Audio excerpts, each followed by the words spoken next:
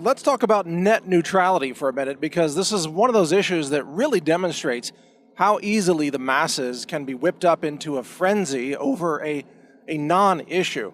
As you may recall, just a little bit of background. So the internet launched back in the 1990s without anything known as net neutrality, and it existed that way for over 20 years until the year 2015. When Obama put in place so-called net neutrality, which was FCC regulation. I think it's Title II regulation of the internet. And that existed for a couple of years until the present day, when Trump's FCC rescinded that regulatory oversight and took away net neutrality. Now, that's the factual background. No one can argue with that. That's what happened. That's how it was. Most of the history of the internet has seen incredible growth, incredible success of the internet without anything like net neutrality. Nobody had ever heard of net neutrality. We didn't need anything like net neutrality. But when Trump's FCC was getting ready to rescind net neutrality, the left went insane and began spreading all kinds of false scare stories that said that if it's rescinded, then everybody's going to lose their internet or have to pay more for their internet, or people are going to be blocked from visiting websites about abortion or lesbian and gay websites. Like LGBT people totally freaked out for no reason whatsoever and said that their sites were going to be censored. Well, that's nonsense. And here's how you know it's nonsense. Number one, net neutrality has already been rescinded. And guess what? Nobody is being blocked from visiting lesbian and gay websites. And secondly, there's been all kinds of censorship taking place under net neutrality, including Google censoring me and Natural News, and Facebook censoring practically every conservative website on the internet, and Twitter censoring conservative sites, and YouTube shutting off conservative sites.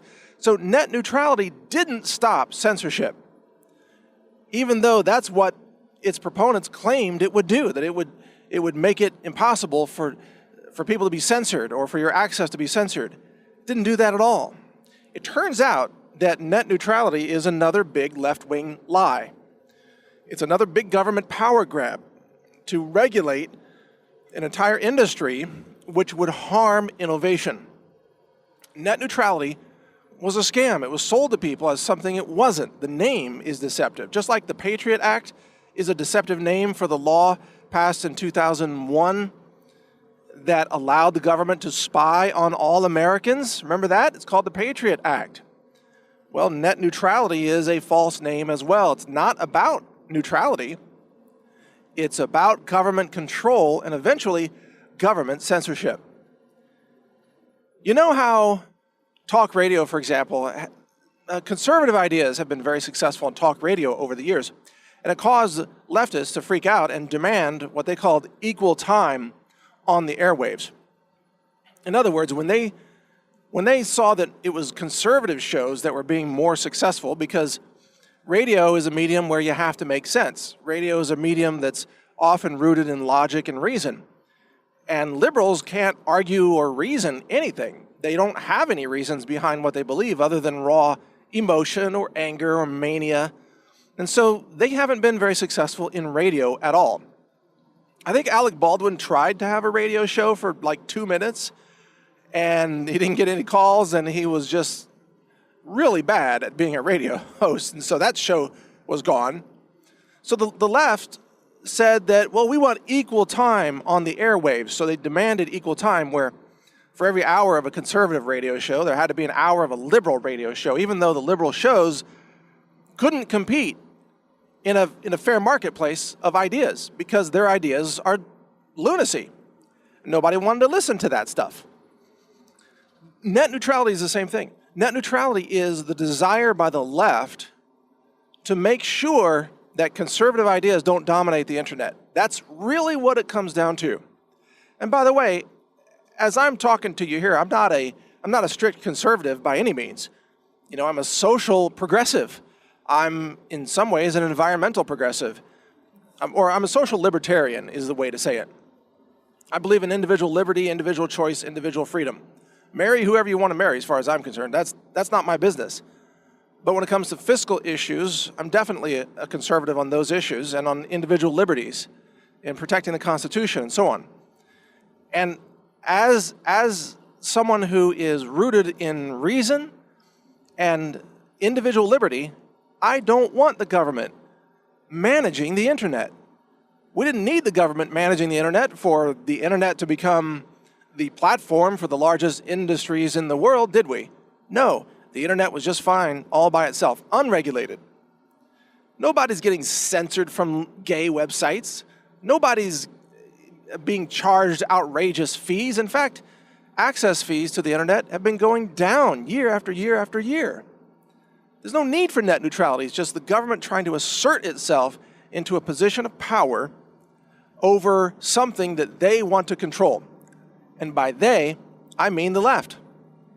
You see, the left believes in big government. They believe that government should be in control of everything. Most of them are kind of closet communists. They think that centrally planned economies are the only thing that works.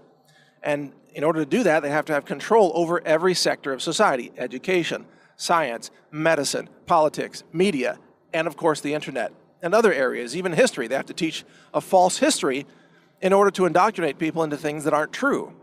And they have to teach false science to convince people that climate change is real when it's actually a scientific hoax. The list goes on and on. They have to control and dominate all these institutions because they cannot compete in the free market of ideas. And that is why it is a very positive thing that the Trump administration rescinded so-called net neutrality and took the FCC out of the picture and just let the free market continue to allow the internet to grow freely, which is what we need. See, I support freedom for the internet, which means no net neutrality.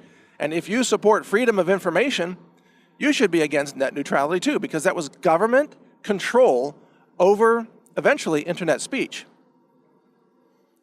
It's just like, you know how Google censors news sites that are conservative, or Facebook censors them, or YouTube censors them. That's what they were trying to do, that with the entire internet, to use the FCC eventually to censor, through so-called net neutrality, to censor conservative websites by claiming that there wasn't equal time for the liberal websites. So they would have to in order to achieve equality, or wait, let me say it correctly as a liberal, equality.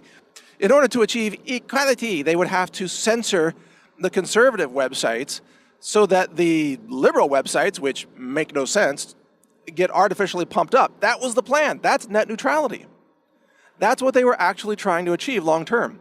And that's why the left promoted it. Why do you think so many people on the left were begging, I mean, even threatening? They threatened to kill, what's his name, Pai, Ajit Pai, maybe? I think it's Pai, the FCC guy, who's the commissioner of the FCC. They threatened to kill that guy. There were death threats all over Twitter, all over Facebook and YouTube, and guess what? None of those people got censored. You ever notice that?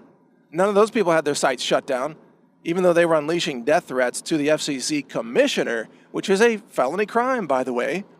They didn't get their sites shut off, did they, or their accounts? No, because Twitter, Facebook, Google, all those websites, YouTube, they support people who issue death threats to conservatives, which just goes to show you how stupid the whole idea of net neutrality was in the first place, because it was supported by people who support killing those with whom they disagree on politics. That's how insane it has become. So if you got caught up in this and you were all pro-net neutrality, you might want to step back and rethink, why did you believe that? How did you get suckered into it? How did they brainwash you into believing that, when the truth is it was another attempt to control the internet? Thanks for listening.